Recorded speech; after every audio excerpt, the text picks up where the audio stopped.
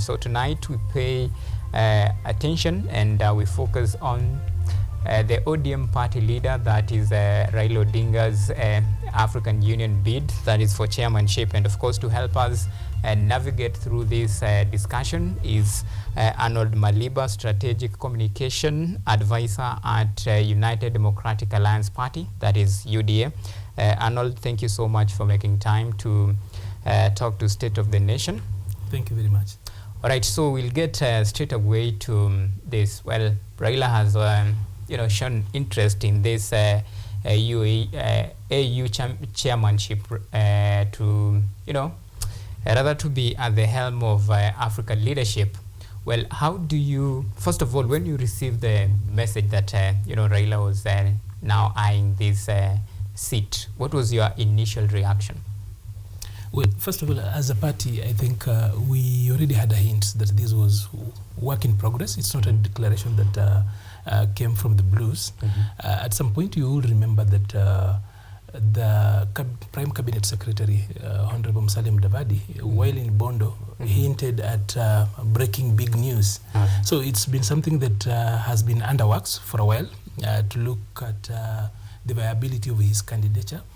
And from a party perspective, UDA as the leader of the society believes that our local politics should not go beyond these boundaries. That is our housekeeping way. Our politics can be a little bit noisy, and from outside you might think that the house is burning, but that is how we do our democracy. That is how we do our dialogue.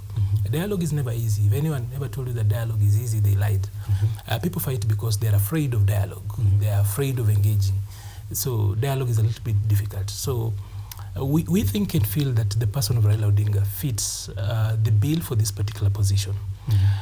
Since 2002, when the OAU converted or rebranded to AU, there has not been any individual from the East African region and the northern part of Africa who has ever been the chairperson of the AUC. It's important to actually just let the viewers remember that this is the chairperson of the AU, which is a rotational and honorary position given to heads of state. It's normally done annually. In the just concluded summit, I think it's the president of Mauritania who was given. That is a northerner. But then the chairperson of the AUC being the Africa Union Commission, that is the CEO of the Secretariat. He is the legal representative of the AU, and that is the person that walks through. It's a full-time diplomatic job, done on 4 years. Whoever is appointed serves for 4 years, renewable once. So it's important that we clarify that up.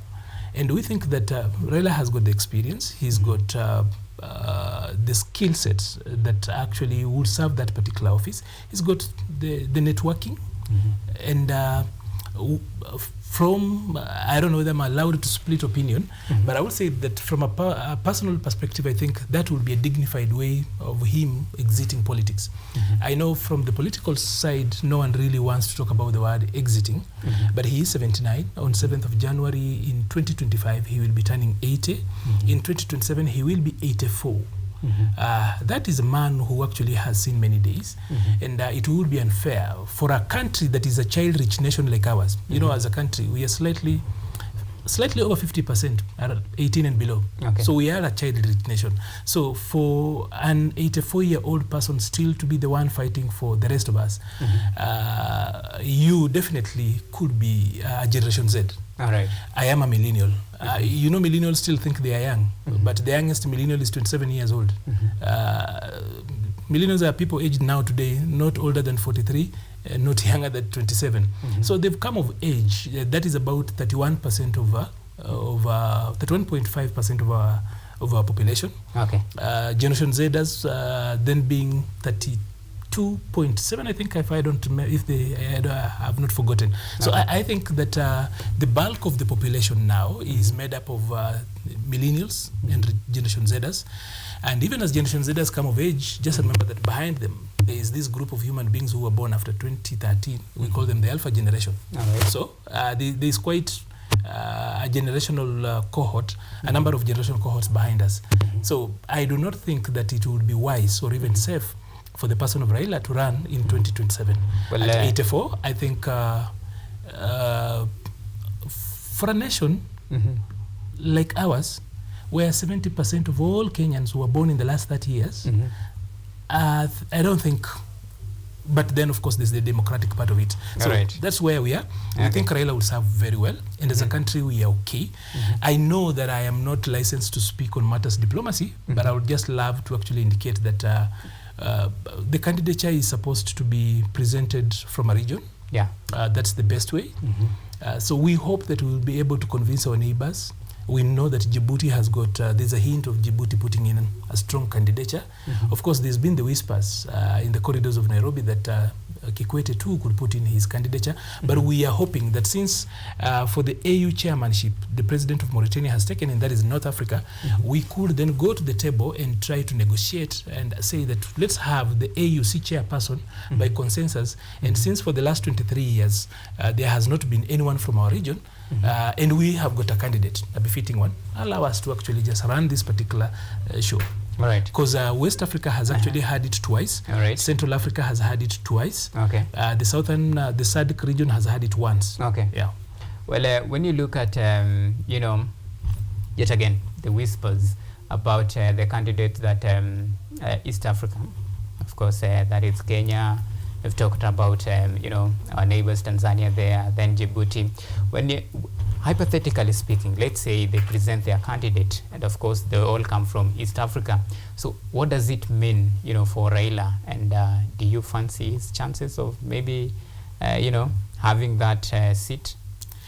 I know that as a region, we will find ways, we will find a balance. We think that the candidate of Raila will be one that is interesting, even at, will be a unique candidature. The person of Raila is unique, stands out. So I think that even if there was one from our southern neighbors, in the person of Jakaya Kikwete, or even the Djibouti candidature, still the person of Raila stands out. Remember that during his announcement, as he pronounced his desire to run for this office, there was the former president of Nigeria, two-time president of Nigeria, Olusegun Obasanjo, who is a statesman of note on the continent, quite respected. That gives it a little bit of impetus. And since he has announced, no one else has actually gone out and announced. We are yet to see the other candidates. He's been the first one, and I think he's setting pace. I still think that Raila stands a good chance to actually take over this. That, for me, will be his best way of exiting politics. And I see him exiting the Alexander the Great way, where you have no successor. You ask many of your generals and ask them that may the strongest among you rise. So I still think that Raila stands the best of chances. Not that the others are any lesser, but he's first among equals. All right. Yeah. Well, now, if, and of course we wish him all the best, if his bid sails through, then there is a vacuum that will be created in the Azimio fraction, and of course now this bring a very big debate about the way forward for Azimio as far as the leadership is concerned. And this raised the question of the current now the likes of Martha Karua, we have Kalonzo Musyoka, Eugene Wamalwa. Well, do you think maybe they will be able to stand a test of time and even mount this aggressive campaign that we have seen from Odinga in terms of checks and balance as far as keeping the government in check? First of all, Raila's exit from the Kenyan political scene is one that whose impact has not really been appreciated yet. Way before we speak about Azimio or even ODM, it's important to actually point out that he's defined the Kenyan political landscape for a while. Largely, for the last about 20 years or so, as a nation, we've defined our politics as you are either pro-Raila or anti-Raila. Yeah.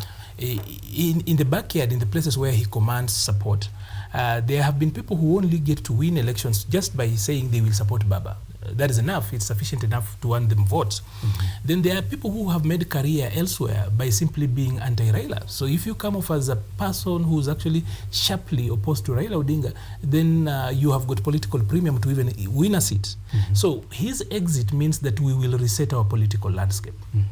It's quite huge. Unfortunately or fortunately, that is just the person he is. You either like him or you. There's no one who actually says that when they look at Raila or they engage Raila, they are lukewarm about it. You either love him or you hate him. There is no middle path when it comes to engaging Raila Odinga. So his exit has, first of all, there will be a little bit of what I would call tectonic shifts at national level. And then in his ODM backyard, I will talk about parts of Western, parts of Nyanza, and a little bit of Coast. There is what I would call, there is going to be what I would call a political funeral. Because there is quite a little bit of a number of people who have nothing to share bar for the support they give to Raila Odinga. So there are people who only come to the ground, and the policies they sell, their manifesto is that we are going to defend Raila Odinga, we are going to defend Baba, and upon that alone they get elected. So I do not think for those people there'll be a massive massacre, political massacre for those particular individuals. And then we could see these are the people who've been sparring against him. You know, politically from the backyard he comes from, he's a giant. So the people who've been sparring against him, probably, if it's good to mention, the people like Onyangolo, Odoyo Idi, people like C.S. Owalo, P.S. Raymond, those particular individuals have been sparring with the giant. And since he's a giant, they look like they're small and inconsequential.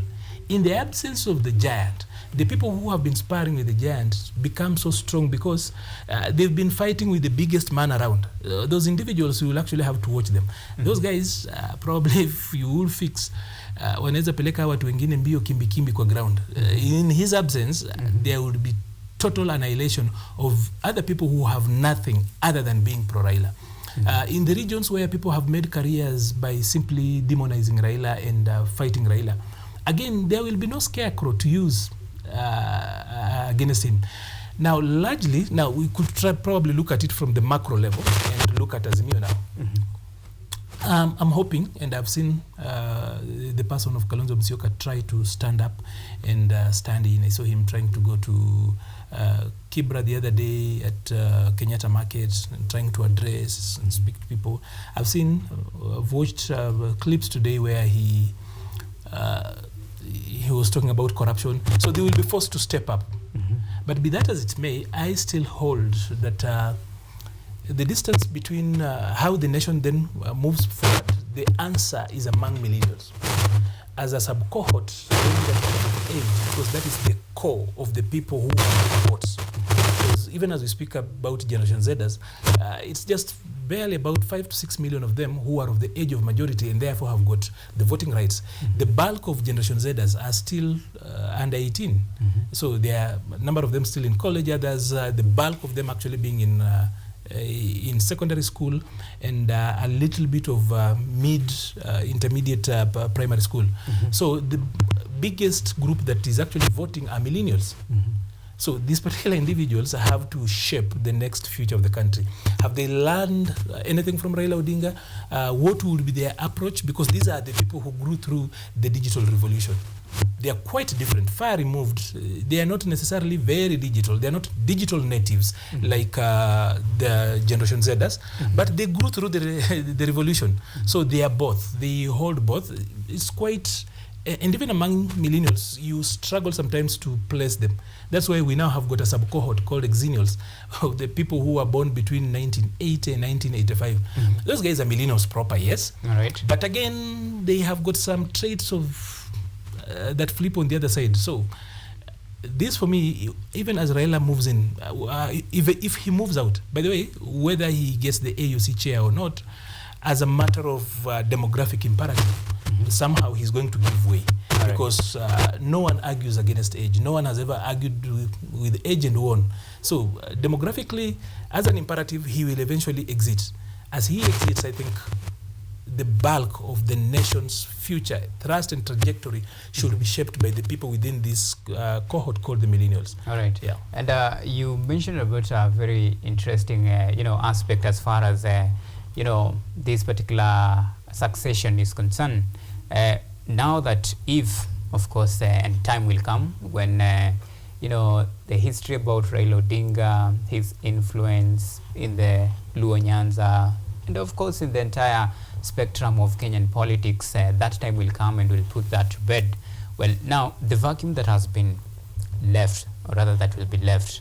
And of course, we see like, it's like we haven't really seen a potential, a successor to Raila Odinga, and that somehow creates some sort of inroad. For example, we have our very own President William Ruto, and of course, in 2027 he will be vying for a second term. And do you think maybe this will be now an opportunity for him now to make inroads to areas that for quite some time had been the Odinga block for real, but this time round the man Odinga will be out of the picture, and now it will be Ruto versus now the purported the kingpins, of which we don't really know who will they be at that particular time. So what do you foresee as far as the future of Luo Nyanza politics is concerned? I think for Luo Nyanza, allow me to again look at it widely. Mm-hmm. I think the office of the kingpin is an office that is actually under threat. In 2022, the people of Mount Kenya dissolved the office of the regional kingpin and decided that the biblical story, that there would be no one to stand between them and the Holy of Holies. So they would approach Nairobi. When I talk about Nairobi, I'm talking about how to make the decision on the presidency directly as a people. The people of Western long dissolved that office. They approach the Holy of Holies, the political Holy of Holies, or the democratic core. They approach it as individuals with issues. There are other still places like Nyanza where you will find the kingpin politics, even though he is a national figure, but then the kingpin business still shows up. I think with his exit, we will also we are likely to see a place where the office of the kingpin, I love to say, has been dissolved. With his exit, there might not be a proper replacement, but then we might reshape our politics a little bit to then allow issues based. Because, there's this joke about the US where people are born either Republican or Democrats, and the reasons to why they are either come later in life. Again, for a lot of people, including some of us, especially for millennials, we were born and we were either facing the mountain or facing the lake. The reasons as to why we face either, the ones that we can actually profess, normally come later in life. We make a decision, I'll support you. And then the reasons as to why I support you come later. Ordinarily, it should be that I should have reasons, a threshold of reasons as to why I should support your candidature. But then our political spectrum is a little bit inverted, where we make a decision that we will vote for you. Then now we start looking for reasons as to why we will be voting for you. When we ask why we are voting for you, now we start thinking about the reasons. It should be the reasons first, coming before, and then your candidature. So we've been in that space for a while. With Raila's exit, I think that will be the last regional kingpin. Eventually, as we move probably towards 2032, the Kenyan landscape might not be one that we know. Because again, we still have got away. For those of us who are in the practice of politics, as a practicing politician and one who works for a party, and a governing party, you still realize that there is a problem with how the body politic of this country really functions. Like the civil society, for example, I'll tell you. The civil society, in my opinion, uses old maps to find new routes. Because for them, even the newer generation civil society, their Jerusalem was to make Raila Odinga the president. Anything outside of that feels like it's discretion. Somehow, whatever way, we're talking about the core of them, who are the believers. If ideology were a thing, for them, the end goal was to have a Raila presidency. That has been elusive. So that's why any other person, even if they're implementing the Constitution 2010, there is that feeling, the begrudging feeling among the civil society that it doesn't work. The same thing also happens on this other end, that partly the media also has had a problem, especially when people confuse. There has been this confusion that oversight is regime bashing. That if you're going to do CSO work, you are in the business of regime bashing. That if you're doing journalism that checks people, some of us are actually traditional journalists, as in a core, and that if you're going to do the work of the fifth column, that the only way you do that particular business is that by doing regime bashing, which entirely is not true. The Constitution 2010 brought us to a level where we have got a participatory government.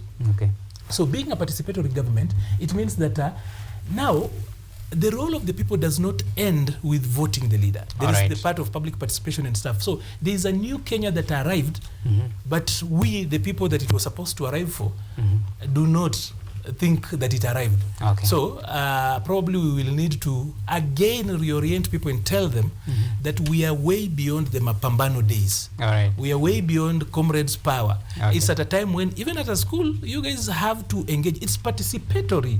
So you are not coming from a place where you have to. A long time ago, even as I finished, thank you, was that it was almost a rite of passage before you go to the streets. All right. Yeah. But we are really running out of time, and I think that's where we'll have to leave it for now, for today. And of course, this has been, State of the Nation. And of course, thank you so much, Arnold Maliba, for your time, and we appreciate the input and effort. Of course, now that brings the end to this State of the Nation bulletin tonight, the 20th of February, the year 2024. My name is Auma Evans, and of course, Sheila Kinyaga has been our sign language interpreter tonight. Until next time, it's a bye-bye, and do have a lovely night.